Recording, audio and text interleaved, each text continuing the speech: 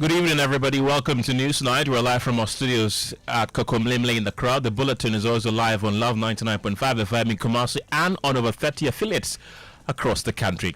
Well, tonight, as concerns deepen over this year's WASSCE performance, one of the country's top national teacher unions, NAGRAT, blames the sharp decline in pass rates to reduce contact hours under the free senior high school policy.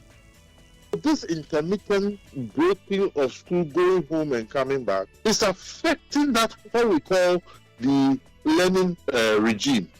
So this affects students' performance. Number two, it is not every home. We hear from the Ghana Education Service, which insists the examination outcomes reflect students' academic performance. Also tonight, Chief Justice begins consideration of 10 petitions for the removal of EC chairs, including Jean Mensah and 2 others, as government forwards all petitions. The President has indeed received the referenced petitions in respect of the Electoral Commissioner and her deputies, and then the Special Prosecutor. We also have details of another set of petitions calling for the removal of the Special Prosecutor that is also being considered by the Chief Justice. Looking at, tell me one person has been able to prosecute successfully. Is, I know in my petition I said demonstrated bad faith. Also tonight, Health Minister raises questions about government's agreement with Zipline as he reveals the drones delivered non-critical supplies like condoms, exercise books and school uniforms during the erstwhile administration. Some of the items, they fly. Items like condom, blood donor cards, not blood donor cards, mosquito nets, food and nutrition items, adhesive tapes, syringes and needles, education materials. We have more as he says government is engaging Zipline over value for money as Ghana pays over $500,000 monthly for drone services in business. Oil marketing companies justify the expected increase in prices of petroleum products at the pumps. In sports, Midiama remain focused on Ghana Premier League title quest despite late draw against rivals Asante Kotoko. Also coming up tonight, we'll take you to Ewoyaa and Krampakrom, where a 180-unit modern resettlement community designed for families in the Lithium concession remains only on paper, stalled by Parliament's delay in ratifying the mining lease. They came to demarcate our buildings and told us we would be relocated. We even used some of the roofing sheet to put up a small pen for our livestock. All of this shows we genuinely plan to expand our home. We've got the latest of these and many other stories coming up in the next 1 hour. You can be a part of this show by sending us a WhatsApp on 055 1111 997. My name is Kenneth. Gyasi. And my name is Ofori. Details after this. Auntie T, abeg, fix me go betete Ghana. No garri, no oil, no plantain, just beans and eggs. Hey, brah, that be dangerous combination, no. Problem no day. I fit handle am. For Telecel, with the Bob say everybody gets what they like. That be why Made For Me bundles day. Based on your usage, if you get your own data and call packages, falla! Made For Me bundles like the way you want them. That *530# then buy Made For Me bundles today. Telecel. Connecting energies.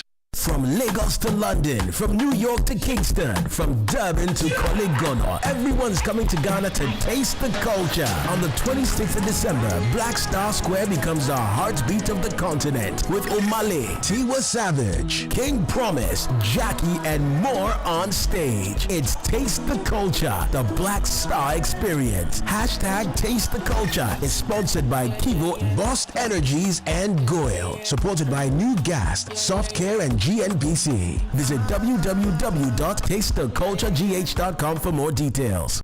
In a cozy restaurant in the heart of the city, 2 girls reunite. The mission, a mystery date with a Prince Charming. You said you had a surprise that would change my life. Where is he? Relax, he'll be here soon. But she doesn't like him. No, oh no. And it gets worse when he shows up with a shadow from June's past. Hi, June.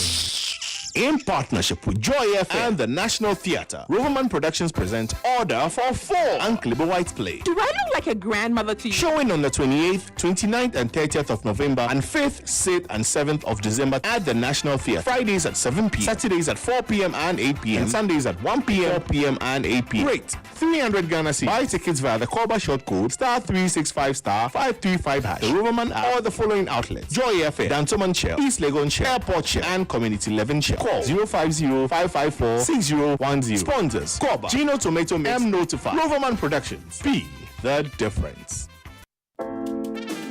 No matter where we are, Africa always calls us home. And here in Ghana, the call is clear: to power growth and create lasting impact. At Stanbic Corporate and Investment Banking, we are creating giants and connecting businesses.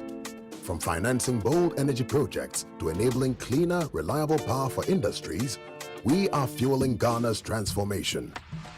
With our support, Gensa Energy is delivering sustainable energy that powers Goldfields operations, helping them move closer to cleaner, greener mining. This is a story of how we bring businesses together, create jobs, empower communities, and invest in the next generation. Stanbic Bank, delivering sustainable growth, creating impact. To learn more, visit stanbicbank.com.gh. You're welcome back to News Tonight. Let's begin on the education front, because tonight, as conversations intensify around this year's WASSCE performance, the National Association of Graduate Teachers is blaming the limited contact hours under the free senior high school policy for the poor outcomes. Well, this year's results recorded a significant downturn. Nearly 6,295 candidates had their results cancelled, and an additional 1,066 candidates remain under investigation for suspected offences. Well, the broader national picture shows troubling trends. Well, more than half of the candidates who sat for the exam scored between D7 and 5.9 in core mathematics, the lowest performance in the subject in 4 years. In an interview with Joy News, President of the National Association of Graduate Teachers, NAGRAT, Kabunu, said the outcomes reflect the actual performance levels produced under the current structure. This intermittent breaking of school, going home and coming back, is affecting that what we call the learning regime. So this affects students' performance. Number two, it is not every home that is conducive for learning. Yes, there are homes that you go, you may have your own room to yourself, but a mass majority of our students don't have such homes. In fact, the distractions at home are enormous. And all these things, together with a lot of other factors, affect students' performance. And let me say that this WASSCE results 2025 is the true reflection of the actual performance of our students. And let's expand this conversation. We have on the phone lines Andrew Kabunu, the president of NAGRAT, whose voice you just heard. Also, Kofi Asari is the executive director of Africa Education Watch. But we'll first start with Andrew Kabunu. Good evening and thank you for your time here on Newsnight. Now, you have attributed the performance to limited contact hours. Tell us more about that. How did that impact the WASSCE results we just saw? Well, like I was saying, a school term is supposed to be definite, so as for parents and children to be able to plan and cite themselves for school.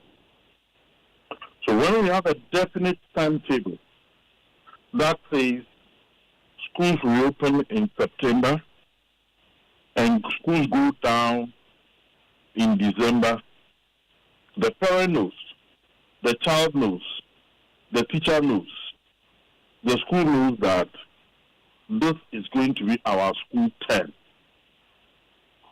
But when we have the situation we have now, where Form 1 students go to school, Form 2 students will be at home, all Form 3 students will have to come. Sometimes people went to school for as low as 2 weeks and had to break for others to come.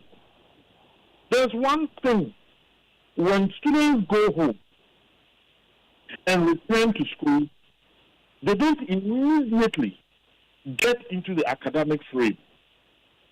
It takes a number of days to shed off the drudgery of or the excitement of the home to get yourself into the school frame of work. So this uncertainty that our children have been going through may have contributed largely to the type of outcome that we are looking at. The next thing I'd like to talk about is the fact that it is not every parent and every home that is created conducive for learning to take place. There are homes where the distraction and the external influences affect education negatively. That is why the boarding system is so popular in our country, and our parents crave for it because they know the type of home environment the child comes from. And let me say, this result is the true reflection of the program we are running. Let us not chide ourselves. This is the true reflection of the performance of the student. You've talked about this being the true reflection of the performance of the students, but beyond that, are there other factors that contributed to the decline? Yes. Like I said, we have tried to provide education for everybody, which is good. But we have not created the commensurate infrastructure to match up with the numbers that we are talking about.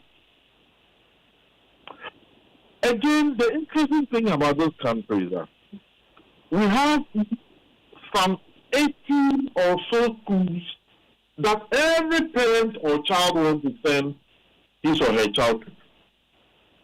So we have not even listed the infrastructure in most other schools that currently are underserved in terms of numbers of students.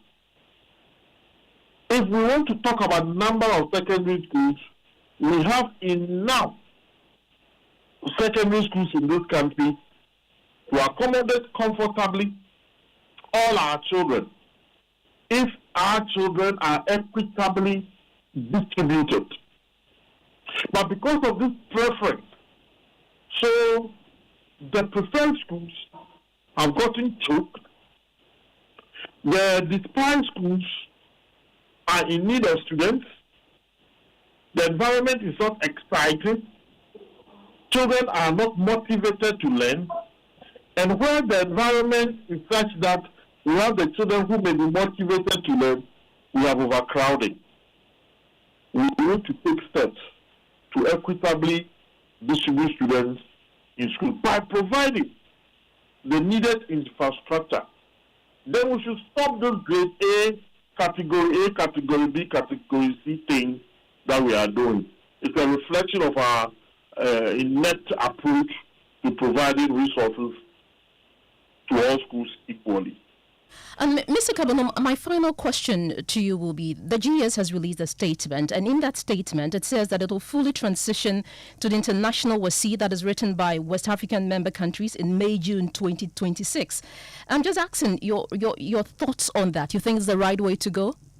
Well, that exam is not too different from the one we are writing. I mean, the standards are the same. There's nothing French about it. Angel Kabano, President of NAGRAT, thank you so much for your time here on Newsnight. Thank you very much. Well, let's bring in Kofi Asare, who's the Executive Director for Africa Education Watch. Glad you could join us this evening. You've been listening to Angel Kabano from NAGRAT. He's been attributing the results that have, we have been seeing this year to the reduced contact hours by the students. Do you agree with him? Well, he's a teacher. And he's talking from experience. I surmise. So it will be difficult not to agree with him to that extent.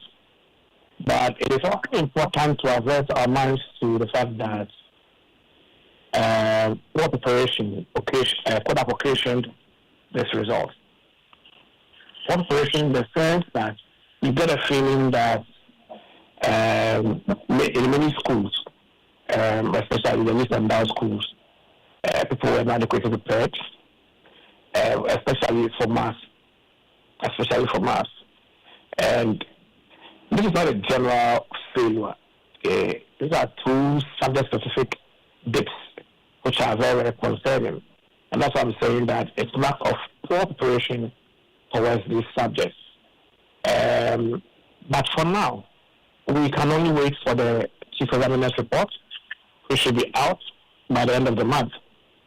It is only when that report is out that the GES will be able to analyze, ascertain where the gaps were, and on the basis of that, intervene in those areas to ensure that the right remediations take place ahead of the June 2026 exam. And while we wait for that result, from your experience as an educationist, what measures do you think we need to put in place to avert such results from repeating itself, for example, next year? Three things. First, we need to continue to strengthen regulation and supervision to continue to improve the credibility of our results. I want to encourage the Ministry of Education to continue its stance that invigilators who are caught colluding will be dismissed from the service.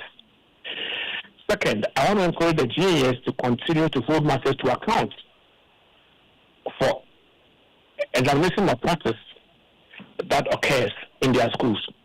It is important for parents to talk to their wards and let them understand that while preparing for June 2026, they should prepare as independent candidates and not rely or not hope to rely on anyone, because the systems being put in place are so stringent that if you, as part of preparation, assume that you're going to have any support from a teacher or an invigilator, you might be found wanting. And finally, and most importantly, after reviewing the Chief Examiner's report, it's important for the GES to strengthen the ongoing interventions and motivate the teachers to put up their best, because we appreciate that given the limited days the children will spend in school, it's important that the teachers maximize contact hours and work extra.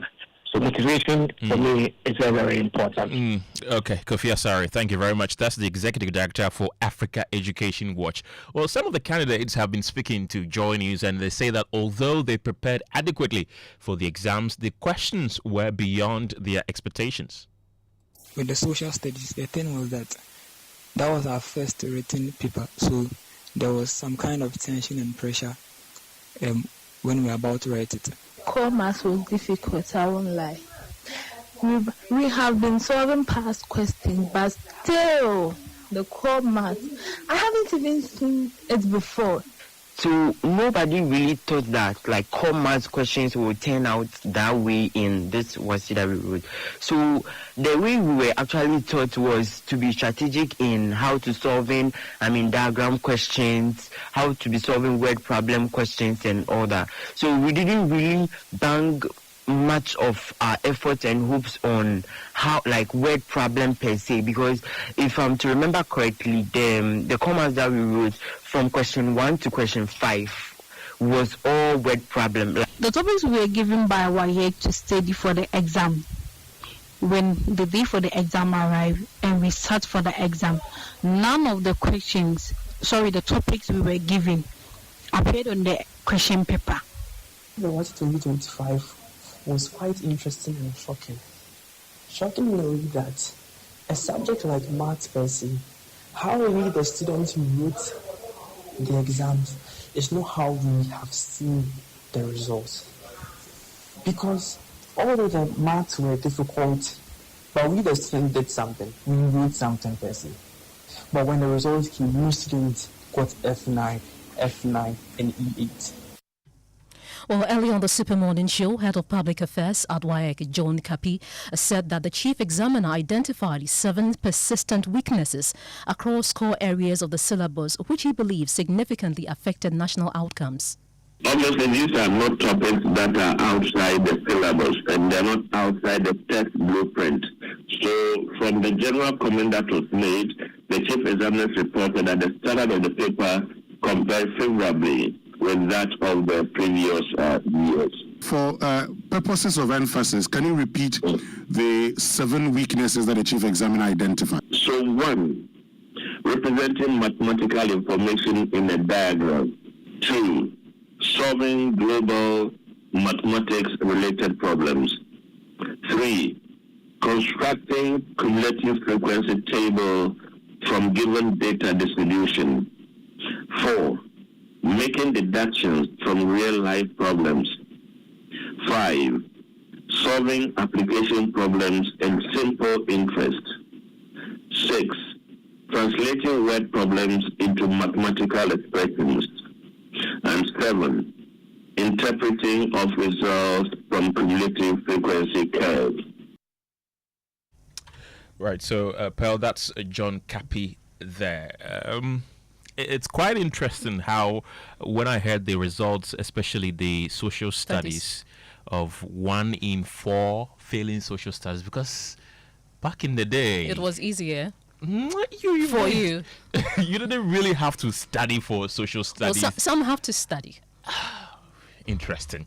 Anyway, let's hear from you. If you are a candidate, if your ward wrote WASSCE this year, let's hear from you what the experience was like. The telephone number to send your message to is 055 11 11 997. Away from education, though, the Chief Justice has begun considering a raft of high-stakes petitions seeking the removal of Ghana's top election officials, a process that places EC Chairperson Jean Mensah and her 2 deputies under intense scrutiny. Ojo News can confirm that President John Mahama has transmitted 10 separate petitions to Chief Justice Paul Bafuboni. Of these petitions, 7 call for the removal of the EC Chair and her deputies, Dr. Bosman Asari, in charge of corporate services, and Samuel Tete, in charge of operations. And the remaining 3 target the Special Prosecutor Kisie Jabin, with petitioners citing various breaches and concerns. Well, the Chief Justice will now determine whether a prima facie case exists to trigger a full inquiry. My colleague Michael Ashali joins us in the studio with details of the constitutional processes expected to be followed in this case. Michael, let's start with the removal process of the heads of the EC. What does the law say on this? So this will largely be guided by Article 146. We know that a petition is first sent to the President alleging stated misbehavior, incompetence or incapacity. The President then forwards the petition to the Chief Justice without assessing the merit. And this is where it may be a bit different from that of when it is the Chief Justice, when the same process has been triggered. In that case, the President is supposed to do that in consultation with the Council of State. Then it goes on from there. When the President sends this to the Chief Justice conducts a prima facie assessment. Now, if a prima facie case is established, then the Chief Justice constitutes a 5-member committee, 3 Superior Court judges and 2 persons with relevant expertise. Again, it goes on that the committee investigates, gives the EC chair a stance to defend themselves, and then submits a binding recommendation to the President. Then the President must act in accordance with the committee's recommendations. And these processes you have just mentioned, are they any different from that of the Special Prosecutor? Well, effectively, they are not so much different. Again, if you look at this, also comes under the same process, Article 146 of the Constitution, just as the EC chairs, and also some judges of some level. We know that, again, a petition is submitted to the President. The President refers the petition to the Chief Justice. Then the Chief Justice, again, goes through the same process of a prima facie case. If he finds proper grounds for them to escalate it, then is when he sets up a committee that again will come up with findings that again are binding on the actors of the report. Now let's talk about details of one of the petitions for the removal of the Special Prosecutor. Who are these petitioners and what are the reasons they are given for the removal of the Special Prosecutor? So, the petition that I have in particular is the one that has been filed by Apostle Abraham Lincoln Labi and two others, Roland Paddy and Philip Sapia. They give 5 major reasons they think that the OSP, or not the OSP, the SP, the Special Prosecutor should not continue to stay in office. They talk about Ken Oforiata's issue, that allowing him to leave, they thought that was a bad faith. That the petitioners say the Special Prosecutor showed bad faith during the exit of former Finance Minister Ken Oforiata. They quote Gyasi Jabin's own interview with KSM where he said, well, we saw him leave. And now, to the petitioners, this is proof that the OSP knew Oforiata was leaving the country but kept quiet. They also say that Gyasi justified his silence by suggesting it was difficult to act because the president at the time was Oforiata's cousin. They summarized this as the SP claiming it was difficult for him as an SP to block Mr. Ken Oforiata's exit. But the petitioners don't accept his reasoning. Okay. They argue that if the Special Prosecutor can act whenever a suspect is connected to someone in power, then he, quote, will automatically go silent and allow the suspect to go scot-free. They also list some other reasons. Well, he's not cooperating with the Attorney General in the case of the docket for the extradition of Ken Oforiata. I think we had a lot of that in the media. They quote what Justice Ramsay had said earlier, that they had written severally to the SP to give them the docket for the extradition, and that there wasn't cooperation between the two of them. They go ahead to talk about the conflict of interest, that he tried to investigate allegations against himself as the SP, leading the office of the Special Prosecutor in the case of Martin Pebu and some of the allegations he had made about their office. And then again, they also mention abuse of office, that they have had some allegations of some staff being used as domestic workers. So these are some of the allegations for these petitions. 3 of them think that the SP Gyasi Jabin should not continue to lead the office of the Special Did you say Prosecutor. some staff being used as domestic workers? Well, so that is exactly some of the allegations that they are making. They even in their own petition said that it may need some more investigations, independent investigations to unravel what that really means in that particular one. So if you look at the main petition, it's almost a full page and a half on that particular section. Section 4, where they talk about abuse of office by Gyasi Jabin. Michael Ashali, thank you. So we know that the petitions have been forwarded to the Chief Justice. This was confirmed by government spokesperson Felix Kwachifusu earlier today. Listen. If the president has received as much as 10 separate petitions, and when were they forwarded to the Chief Justice? Well, I can confirm to you that the president has indeed received the referenced petitions in respect of the Electoral Commissioner and her deputies, and then the Special Prosecutor. Are you able to tell us when they were forwarded to the Chief Justice? Well, this happened sometime last week. And also, is this on the advice of the Council of State? Well, every process that needed to be on it has been undertaken. And the process for doing so is quite clear. So I heard your resource person in the studio take you through the process. And that is precisely what the president has followed. That is what I can say for now. Finally, when is the Chief Justice expected to return to the president on the determination of this case or otherwise? Again, at this stage, the process has left the hands of the president. Beyond conveying the petitions to the Chief Justice for the processes to continue, there's little else that the president does in this particular instance. So everything now rests with the Chief Justice, who I believe will act in accordance with Ghanaian law. So, Kenneth, you had Felix Kwachifusu, government spokesperson, speaking to us on the midday news this afternoon. Pearl, thankfully, we have one of the petitioners who want the OSP gone. Abraham Lincoln Labi is joining us on the telephone lines right now. Glad you could join us this evening. What are your reasons for petitioning for the removal of the OSP? Good evening to you all and the listeners.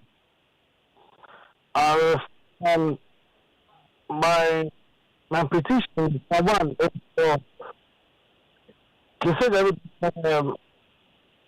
demonstrating that thing. That is, where you saw the person going and you refused to make any attempt. And it said that you made attempt of reaching out to the other agencies. Now, to me, you all two people are leaving. That you are from and also the citizen. If really you made an attempt, why don't you hold the press conference and tell Gyasi you think Kenneth can go in? It has a corruption related issues, but the powers that be are frustrating me not to. Tell me one extent. You kept all these things raw. You just can't show that you reveal this thing. You demonstrated bad faith, and we have the ultimate good faith. In fact, it's between me and you. You have to be faithful to me. It is not, you see, it is our time we citizens, we have all politicians or people in office highly accountable. Abraham, now the petition has been forwarded to the Chief Justice. What are your expectations? Oh, I'm expecting that with the prima facie case, whatever, take it serious. I mean, that's what I'm expecting, that we should be removed, and also the office to be from local office center, all the street CID office, website, the boss to be strengthened, so that we'll have a place for investigation. And are there any special things that you are seeking from the office, in particular the office of the Special Prosecutor? Because you cited Gyasi Jabin for being inactive. Is there anything specific that you want the Special Prosecutor, his office, to do? My mother, you see, the whole thing, I have an issue with the OSP itself. Why it should be formed. Because when you look at the whole thing, it's about duplication of duty. What is doing, Yoko is doing. All the bureau they are doing it. So what is the essence of establishing OSP? But to my understanding, somebody explained to me that where is a division of labor. And even this morning, I got information that 249 workers are there. So I said, okay, they should be reformed. But as for Gyasi Jabin, it should be sacked straight. Right, Abraham Lincoln Labi, thank you very much. He's one of the petitioners, one of three actually, who is seeking for Gyasi Jabin, the Special Prosecutor, to be dismissed. You can also join us with your thoughts and comments on the stories that we've been sharing with you so far. What do you think of what we've been telling you so far? It's now time for business, and George Wiafe has joined me in the studio with the latest. George, what have you got for us? Well, coming up in business, oil marketing companies justified the projected increase in fuel prices, insisting they are purely based on the city's performance and international dynamics. We'll also explore the impact on existing loans and new facilities, as the Ghana reference rate is set to reduce significantly in the coming days. The business news on Newsnight is brought to you by MTN Business. Welcome to the new world of business. Kingdom Books and Stationery, your number one-stop shop for all your office essentials and tanks, and Pepsodent Herbal and Charcoal. Welcome back to Business on Newsnight. Now, oil marketing companies have justified the expected increase in fuel prices at the pumps. Now, prices of petroleum products are set to be increased by as much as 5% per litre from tomorrow morning. However, some consumers are still raising questions about the justification for this hike. Dr. Riverson Upon is Chief Executive of the Chamber of Oil Marketing Companies. Master who has gone for the fixed rate, at least you are betting against all odds. So basically, national prices for petrol and diesel. Petrol rose by 1.26% and diesel by 2.28% in the market. So crude oil prices went down 4%. But obviously, the demand for the end products are high at this particular time of the year, as expected. So that is what is driving the number, depreciating by 1% from 10.94 to 11.14 over the window that is being expired right now. It tells you that yes, there's a continuous depreciation that we should expect even during this window. And that's also affecting the prices that we have. So indirectly, we are saying that we should expect between 2% increase in petrol, and then an average of 3% increase in diesel at the moment, because of these two factors that I've enlightened. That is, i.e., the international benchmark prices for petrol and diesel going up, and also CD depreciating by 1.76%. Dr. Revison Upon is Chief Executive of the Chamber of Oil Marketing Companies. Now, commercial banks will from this Wednesday review downwards their key benchmark used in determining interest rates, that is the Ghana reference rate. But what will be the impact of this development on new loans and those new facilities that are yet to be actually serviced, or also new ones that they are currently being serviced? Lawrence Saki is head of research of the Ghana Association of Banks. Someone who has gone for a fixed rate, at least you are betting against all odds. So basically, once you sign up for a fixed rate, irrespective of whether the rates are dropping, you will see that effect in your at least amortization schedule. So, but there are instances where even though you be having fixed payment and all that, people can go back to the banks and then probably renegotiate and all that, because the people are there, they are human beings. And maybe there's that likelihood that maybe they may reconsider their position and all that. But once it's fixed, I think the position is you're supposed to make that fixed payment throughout, irrespective of whether interest rate is dropping or not. There's no way to affect your repayment rate. Concerning the other person who will go for variable, I think they will see the real benefit, because the computation varies as per changes in the GRR. So once the rates are dropping, your repayment at the rates will also drop. And if it's increasing, I think we should expect similar increase in what the repayment. The same principle applies in FX as well.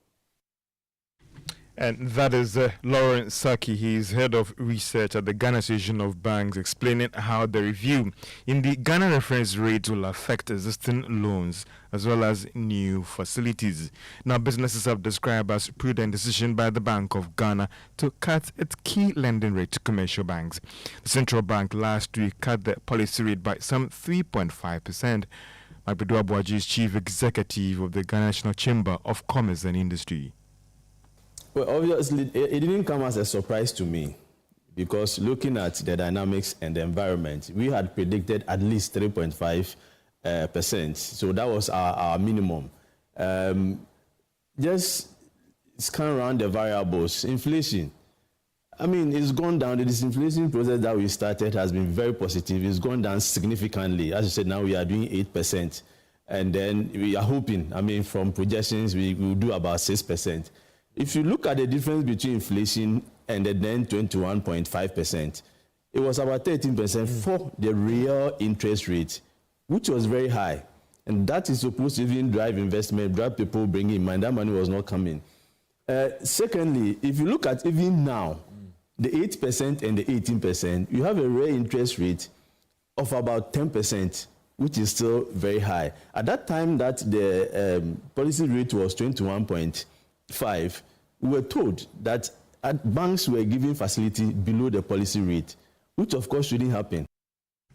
Magbedua Boaji is chief executive of the Ghana National Chamber of Commerce and Industry. Now, Happy Sunshine Company has officially launched its latest addition to the Ghanaian food market, Lavan's Pepper Sauce Shito. Acting Chief Executive, that is Patrick Amwakomen, said the new product stays true to the original taste of its tradition.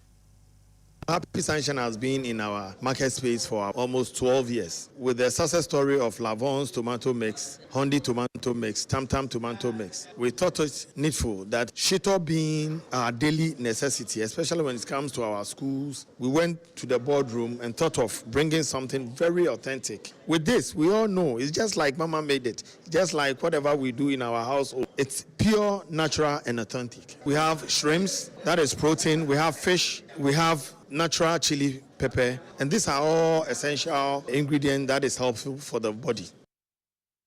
Acting Chief Executive of the Happy Sunshine Company, Patrick Amwako Mensah. And that's all for business on Newsnight. Back to you. Okay. Well, thank you very much for bringing us the latest in business. It's now time for sports, and Daniel is here. Yeah, Mediama Sporting Club, they missed a chance to extend their lead at the top of the Ghana Premier League table with a 2-2 draw against Asante Kotoko at the Baba Yara Sports Stadium yesterday. Mediama took a 2-0 lead, but Kotoko scored very late in the game to clinch the draw. But Midiama head coach Ibrahim Tanko says his side remain focused on their quest to win the Premier League title this season. Like I said, normally before the game, if you ask me to share 1 point, I would say yes. But looking at how the game went, definitely we deserve the 3 points. But that's how football is. No, I think, and I said it even before the season, that we are ready. So this is the 12th week games, and we still have enough game to play. So we are going to watch the video and then correct our mistakes and then try to get the 3 points at home next week. You heard Midiama Sporting Club head coach Ibrahim Tanko speaking there. Now, Ghana's senior women's national team, the Black Queens, are in England ahead of their friendly against the European champions on Friday. The high-profile friendlies to aid the team's preparations ahead of their final WAFCON qualifier next year. The Queens finished third in this year's WAFCON in what was their first appearance since 2018. That's all for sports. Back to you guys. Thank you, Daniel. And let's go to the central region because Ghana risks losing the full value of its first lithium venture if delays in ratifying the mining lease continue to stall the Ewoyaa project. Acting Director of the Institute of Mineral Resource Investment and Governance at the University of Mines and Technology, Dr. Frank Boateng, has warned that government revenues will keep shrinking if the deal is not passed. When the mining lease was signed in October 2023, the global price of lithium was about $3,000 per ton. Today, it has plunged to around $600. Dr. Boateng says Ghana must urgently build price sensitivity mechanisms into agreement to cushion future market shocks. We'll hear from him shortly. But first, two communities, though, Ewoyaa and Krampakrom, earmarked for relocation to 180-unit modern housing project, say their future remains frozen as the resettlement exists only on paper. Emmanuel Jivenu has more in this week's episode of Hope on Pause, the Lithium Promise. Abba Yamiati cooks on the clay stove in the middle of her compound, something she has done for years. 2 years ago, officials came and measured everything she owned, her rooms, farmlands, and placed a moratorium on all new developments in Krampakrom. They came to demarcate our buildings and told us we would be relocated. They measured our rooms, the land, and took inventory of everything. And afterward, gave us photocopies of the validation form. The same process was carried out on our farmlands as well. Abba fears any new development she undertakes could be destroyed or excluded from compensation. The delay is a major worry. The stop work order means any new development won't be counted for compensation. They may even pull it down because the order is already in place. Ewoyaa is one of the communities earmarked for resettlement. Richard Manson sits with his wife and children in front of the single room that all 6 of them share. A weak, aging structure meant to be temporary. Richard has said for years to build additional rooms, but the moratorium placed on new buildings halted his plans, and the building materials have been wasting away. Trying to complete this room so we could move into it. We even used some of the roofing sheet to put up a small pen for our livestock. Ewooyaa's Queen Mother says the uncertainty has paralyzed the entire community. No one is building, no one is improving their farms, and key services the project promised, including a new school, remain on paper.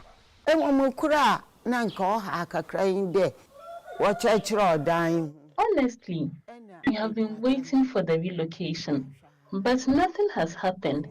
I've had to stop building, and I cannot expand my farm.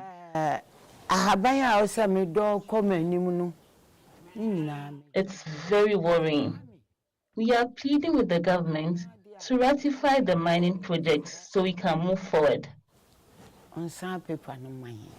At Ewooyaa's improvised community school, teacher Esther says children here can only attend school up to class 3. After that, They walk several kilometers in their quest to quench the academic thirst. Because of this walking, the performance of the students here are very poor. It's very poor because you see they are tired. They will walk this long distance journey to school and come back. When they come, they go to bush. So they don't get time to learn and study.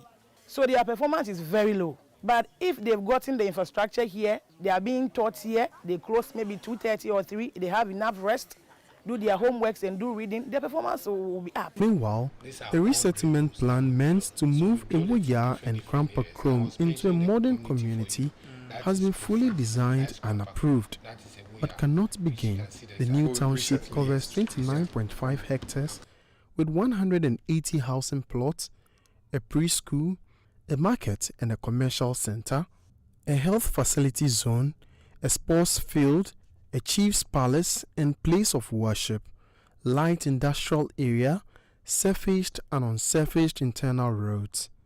We were taken to the new site where we will be relocated, and we have seen everything there. This is what residents were shown.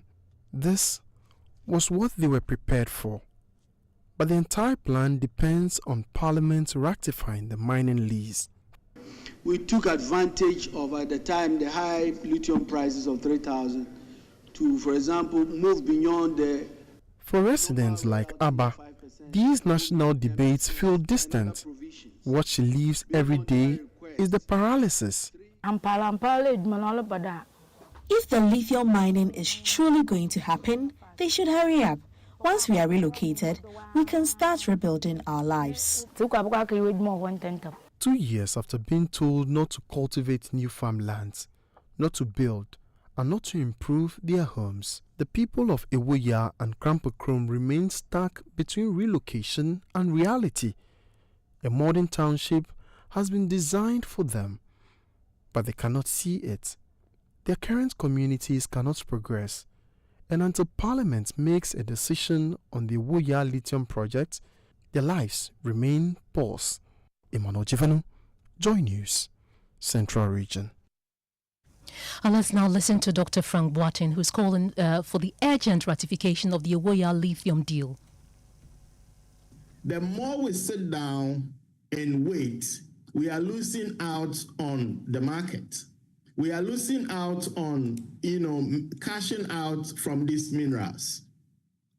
So it's very crucial that we don't let this turn into another debate where there will be a standoff and we are not going to close this deal.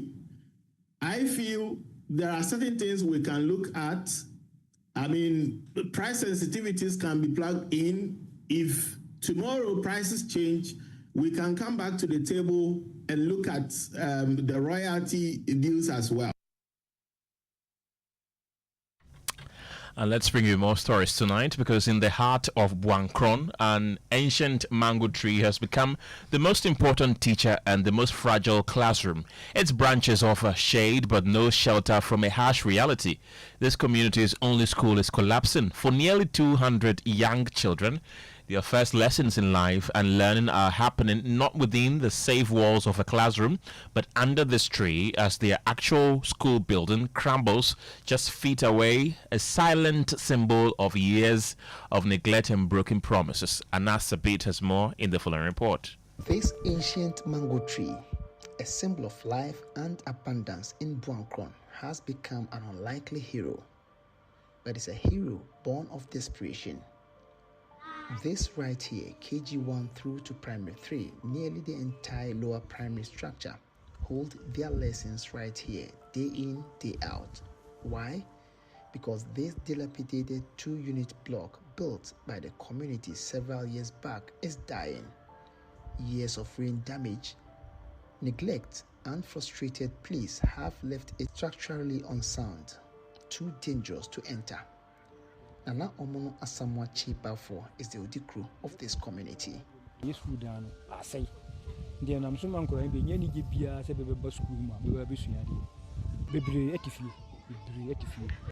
the rains come, and they will, learning doesn't just stop here, it becomes perilous. Inside is a no-go zone. Outside, under the tree, is a battle against elements, sudden downpours, scorching sun, dust, and distractions no child should face daily. Fred Esiama is the assistant headmaster here. Our infrastructure, the buildings and the environment, it is not all that good for teaching. Well, the Republic Bank Love FM Habitats Fair in the Ashanti region ended over the weekend with patrons and exhibitors anticipating more. My colleague Emmanuel Bright-Kweku captured all the moments. For Dawn Master, we are looking for people that are building, starting to build, finishing, and those are the people that came. Anybody that visited our stand, I mean, when we asked them, they had the project ongoing. It has been very much organized, and then we are able to speak to patrons of our products. I'm actually surprised and I'm overwhelmed by the turnout. Because even in the rain, we still had people at the tent. With the 2 developers that came around, I am sure that we've had a number of people purchase or made some commitments to purchasing those houses. Oh, the fair was very nice. Even unfortunately, I came today. Yes, we finished the building, so I was needed at the door and the kitchen cabinets and all. When you just come, you find everything at one place. And those were excited patrons at the Love FM Habitat Fair. That's how we end Newsnight tonight. But before we go, though, a few of your messages that you've been sending to us. This one is from Augustus from Adoteman. He says, if those who wrote in September are feeling like this, I cry for my daughter who is writing in May. Charles also says, the very day I finished the exams and my daughter finished the exams and I picked her from school, the only thing she told me was that the teachers were even surprised about the math, and truly she failed the math. This one says, frankly, wording of questions in both BEC and WASSCE is problematic. Very lengthy sentences before choosing correct answer in the objective test. And this is God's Way from Lakeside Estate. He says the catastrophic failure of students in the recent WASSCE is a deafening alarm bell for our nation as far as education is concerned. It's obvious that those students spent their time on social media instead of reading their books. This is a matter of concern and must be digested by the Ministry of Education. So those are some of the messages that you've been sending to us on our WhatsApp platform. Thank you very much for listening. My name is Kenneth. Gyasi. I am Ofori. Have a good evening.